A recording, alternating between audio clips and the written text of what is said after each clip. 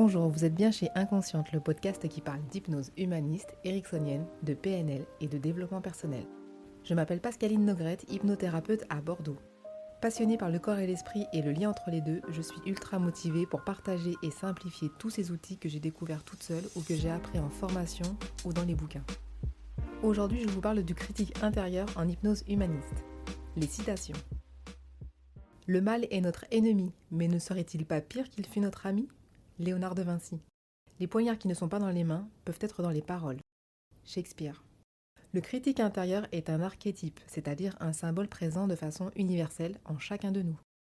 Les principaux archétypes rencontrés en hypnose humaniste sont l'enfant intérieur blessé, le critique intérieur, le féminin, le masculin intérieur, ainsi que le sage. Enfin, ce sont du moins ceux que j'ai appris en formation à l'IFHE. Il en existe beaucoup d'autres et je vous en parlerai dans d'autres épisodes. Rencontrer et soigner un archétype est indiqué en hypnose humaniste dans le cadre de la thérapie symbolique avancée, créée par Olivier Lockert et Patricia D'Angeli. Pour mieux comprendre l'hypnose humaniste, je vous conseille l'écoute de l'épisode dédié dans ce podcast.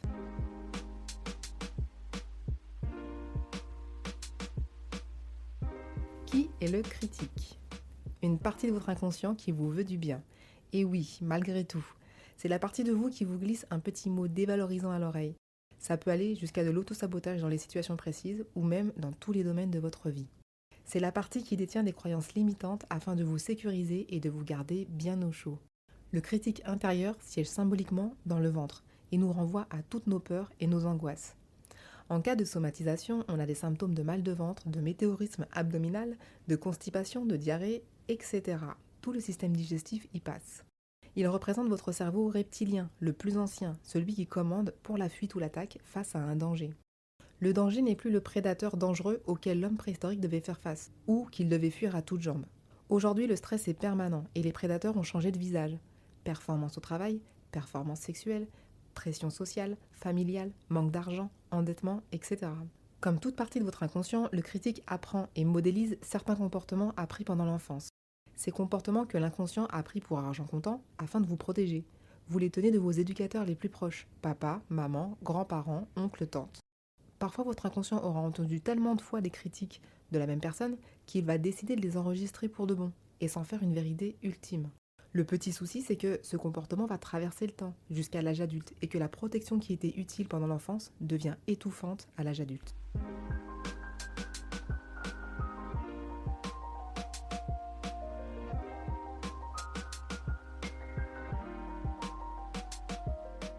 Pourquoi négocier avec son critique intérieur ? Comme toujours en hypnose, l'idée est d'amener l'inconscient à aller dans la même direction que votre partie consciente. L'inconscient a toujours une intention positive, même quand vous pensez qu'il a un sacré culot de vous avoir collé un comportement de la sorte. Du style des maux de ventre, un dialogue intérieur humiliant, dévalorisant, un manque abyssal de confiance en soi, des angoisses, un sentiment d'insécurité.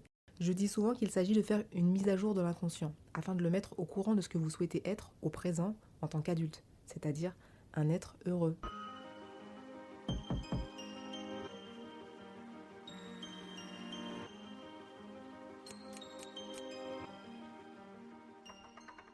Comment négocier avec son critique intérieur ?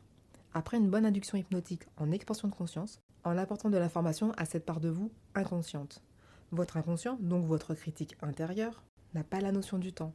Il faut donc l'en informer car pour lui, vous êtes toujours un petit garçon ou une petite fille qu'il faut protéger en fonction des dires et des comportements de vos éducateurs, voire de leurs critiques. Par exemple, arrête de sourire comme ça, on va te prendre pour un idiot. Cette petite phrase répétée à l'infini va faire sa place. La partie critique va s'en accaparer et vous la remettre en boucle jusqu'à l'âge adulte. Jusqu'à ce que vous preniez conscience qu'elle ne vous apporte rien de bon dans la vie. Aujourd'hui, adulte, vous pourriez vous rendre compte que vous ne souriez jamais, que vous critiquez ceux qui sourient souvent, et vous recevoir des remarques sur votre côté stoïque et froid. Effectivement, vous avez l'air sérieux et intelligent, mais au fond, pas très heureux.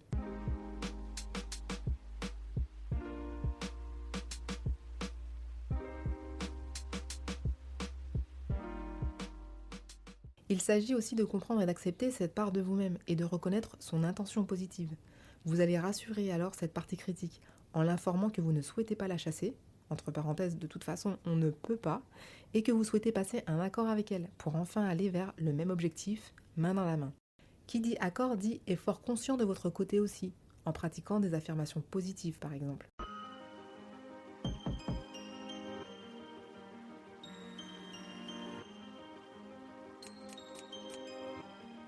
Mon critique à moi. Le premier que j'ai rencontré était un gros singe adossé à une maison, en train de manger une banane. Le chemin qui menait à lui était en terre et l'entrée était un petit portail en fil de fer. Il était imposant et se fichait complètement de moi. De profil, il préférait manger sa banane.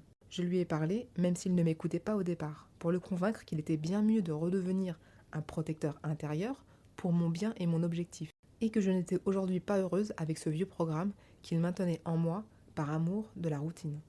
À force de persuasion et après avoir fini sa banane, il accepta de m'écouter et de relâcher la pression qu'il maintenait depuis si longtemps. Son apparence avait changé, il ressemblait maintenant plus à un grand ours en peluche. Il était d'accord pour m'aider et pour m'en convaincre, me prit dans ses bras tout doux avant de me laisser repartir avec un signe de la patte. Pour vous, si vous avez déjà en consultation rencontré votre critique intérieure, vous pouvez y retourner à l'occasion. Simplement en refermant vos yeux, prenez contact avec votre environnement, votre respiration, ce qui se passe dans votre corps et retrouvez les détails physiques de votre protecteur retrouvé. Peut-être le retrouverez-vous en mode farniente, en train de se reposer après toutes ces années de vigilance inutile voire destructrice. Un peu comme s'il était la petite souris qui court dans sa petite roue, dans sa cage. Si la roue s'arrête parce que vous l'avez stoppée, la souris ira courir ailleurs ou se reposer. Vous pourrez alors échanger avec votre protecteur sur des décisions importantes de votre vie comme un mariage, un déménagement, un emploi, plutôt que sur des choses futiles. Qu'est-ce qu'on va penser de moi si je souris ? Je suis bon à rien, je n'y arriverai jamais. Je vous rappelle les citations. Le mal est notre ennemi, mais ne serait-il pas pire qu'il fût notre ami ? De Léonard de Vinci. Les poignards qui ne sont pas dans les mains peuvent être dans les paroles. Shakespeare. J'espère que ce nouvel épisode vous a plu. N'hésitez pas à soutenir le podcast Inconsciente afin qu'il soit écouté par le maximum de personnes. Laissez un commentaire, je serai ravie de vous lire. Partagez si vous pensez qu'il peut faire du bien à quelqu'un. Et si vous êtes sur Apple Podcast, alors là, vous savez que les étoiles, c'est la vie. Merci et à bientôt.